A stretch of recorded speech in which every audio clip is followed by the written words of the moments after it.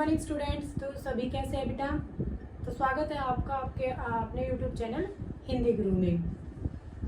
तो आज बिना टाइम वेस्ट किए हुए स्टार्ट करते हैं। जो हम पढ़ रहे थे सूरदास के पद, उसका ये हमारा सेकंड पद रहेगा, ठीक है। और जो इसका पहला पद मैं पढ़ा चुकी हूँ, उसकी वीडियो का जो लिंक है वो आपको डिस्क्रिप्शन में मिल जाएगा, वहाँ जाके आप उसको पढ़ सकते हो। ओके, तो स्टार्ट करते हैं वीडियो को। हमारा जो ये सेकंड पद है, जो इसकी संकेत मैंने दिया हुआ है, ये आप बुक में से चेक कर लेना। यहाँ पे मैं आपको व्याख्या कराऊंगी और शिल्प सौंदर्य के बारे में बताऊंगी। ओके, तो देखो, मन की मन ही मांझ रही, ये वाली है, ये मन की मन ही मांझ रही, ये वाला आपका संकेत रहेगा। तो इसमें ये कब की बात है, जब उद्धव जो है श्री कृष्ण का योग संदेश लेकर गोपियों के पास आता है, तो उस समय जो गोपियां हैं बहुत ही ज़्यादा व्याकुल होती हैं और वो उद्धव से कहती हैं, क्या कहती हैं? गोपियां उद्धव से कहती हैं इन पंक्तियों में कि उनकी मन की बात मन में ही रह गई, कि श्री कृष्ण जो है वो उधर नहीं आए गोपियों से मिलने के लिए। तो जो उनकी गोपियों की मन की बात थी वो मन में ही रह गई। वे कृष्ण से बहुत कुछ कहना चाहती थी, परंतु अब नहीं कह पाएंगी। गोपियां कृष्ण से बहुत सारी बातें करना चाहती थी, लेकिन अब वो नहीं आए हैं तो वो उनसे बात नहीं कर पाएंगी। वे उद्धव को अपनी संदेश देने का उचित पात्र नहीं समझती हैं। मतलब गोपियां उद्धव को अपना जो संदेश है वो देना नहीं चाहती हैं, वो उद्धव को अपना उचित पात्र नहीं समझती है कि हम अपना संदेश जो है उद्धव को बताएं, कि वो श्री कृष्ण को उस संदेश को जाकर बताए, तो वो ये उचित नहीं मानती है। वे कहती हैं कि इतने समय से श्री कृष्ण की लौट कर आने की आशा को हम आधार मानकर तन मन हर प्रकार का दुख सहन कर रहे थे। इसमें गोपियां कह रही हैं कि हम काफी समय से श्री कृष्ण के आने का इंतजार कर रहे थे, ठीक है। उनके आने को ही अपना आधार मानकर बैठे हुए थे और अपने तन और मन और या और भी प्रकार के दुख थे उन सबको सहन कर रहे थे।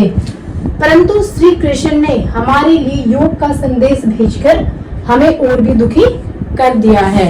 लेकिन श्री कृष्ण ने तो हमें और भी ज्यादा परेशान कर दिया है ये योग का संदेश भेजकर।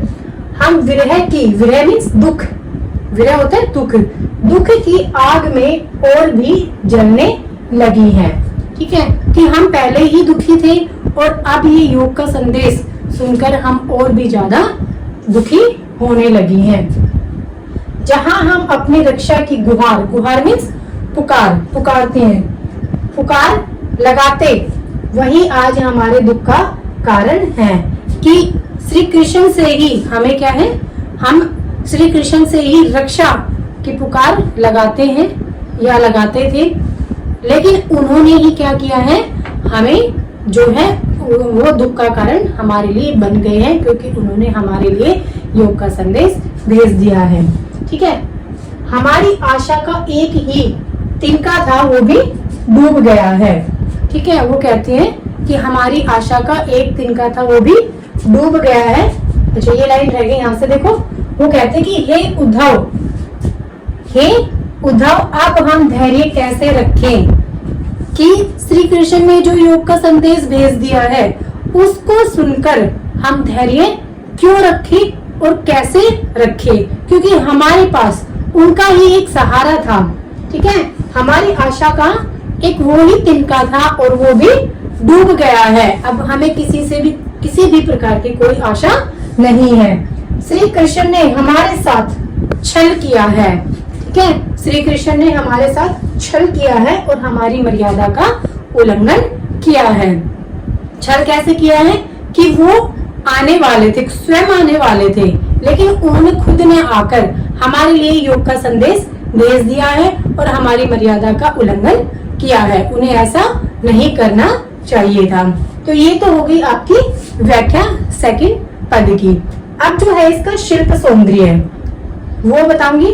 भाव सौंदर्य जो है आपको पता है किस प्रकार लिखना है। आपकी जो व्याख्या है उसमें से जो मेन चीजें हैं या शॉर्ट में, व्याख्या को शॉर्ट में करके लिखना है, वो आपका भाव सौंदर्य है। और ये है आपका शिल्प सौंदर्य। शिल्प सौंदर्य में ब्रज भाषा का प्रयोग सूरदास जी ने इसमें किया है।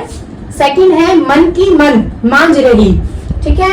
अवधि असार आस आवन की, बिरहनी बिरह, इनमें अनुप्रास अलंकार है। अनुप्रास अलंकार क्यों है? क्योंकि यहाँ पर तो माँ की आवृत्ति दी गई है, यहाँ पर आ की आवृत्ति हुई है और यहाँ पर बा की आवृत्ति हुई है।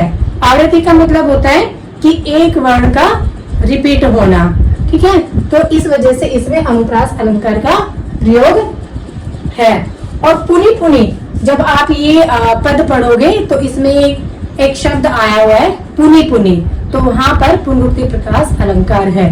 पुनरुक्ति प्रकाश क्यों है? पुनरुक्ति प्रकाश इसलिए है क्योंकि जब एक शब्द रिपीट होता है और दोनों का अर्थ सेम होता है तो वहां हमारा पुनरुक्ति प्रकाश अलंकार होता है। तो ये इसमें अलंकार रहेंगे। भाषा सरल, मधुर और भावात्मक है, ठीक है। सूरदास जी की जो भाषा है वो आपकी जो चारों पद है उसमें सेम है कि उनकी भाषा सरल, मधुर है और भावात्मक है, भावों को उसमें उजागर किया है, ठीक है। व्यंग्यात्मक शैली का प्रयोग है और इसमें व्यंग्यात्मक शैली का जो है प्रयोग किया गया है। वियोग श्रृंगार रस का प्रयोग है, ठीक है। फोर्थ आपका रहेगा वियोग श्रृंगार रस का प्रयोग है। ये क्यों है? वियोग क्या होता है कि दुख, ठीक है। इसमें जो है गोपिया श्री कृष्ण जो है मथुरा चले गए थे और गोपिया वृंदावन में थी, तो उनकी याद में तड़प रही थी, तो इस वजह से इसमें वियोग, बिछुड़ना, ठीक है, श्रृंगार रस है। ये आपका एक पूरा रस का टॉपिक है, अभी आपके सिलेबस में नहीं है, तो अगर समझाऊंगी तो बहुत ज्यादा टाइम लग जाएगा, तो इसलिए बेटर है कि आप इसको इतना ही समझे कि इसमें वियोग श्रृंगार रस का प्रयोग है। तो ये आपका रहेगा शिल्प सौंदर्य, इसको अच्छे से रिवाइज कर लेना, ओके, ठीक है। तो आई होप आपको ये वीडियो पसंद आई होगी। ये जो आपको मैंने पद पढ़ाया है ये अच्छे से समझ आया होगा। अगर वीडियो अच्छी लगे तो वीडियो को लाइक कर देना, शेयर कर देना और चैनल को सब्सक्राइब कर लेना। नेक्स्ट वीडियो जो है वो आएगी आपकी तीसरे पद की। तो मिलते हैं नेक्स्ट वीडियो में और उसमें हम पढ़ेंगे सूरदास के पद का तीसरा पद पढ़ेंगे। तब तक के लिए थैंक यू।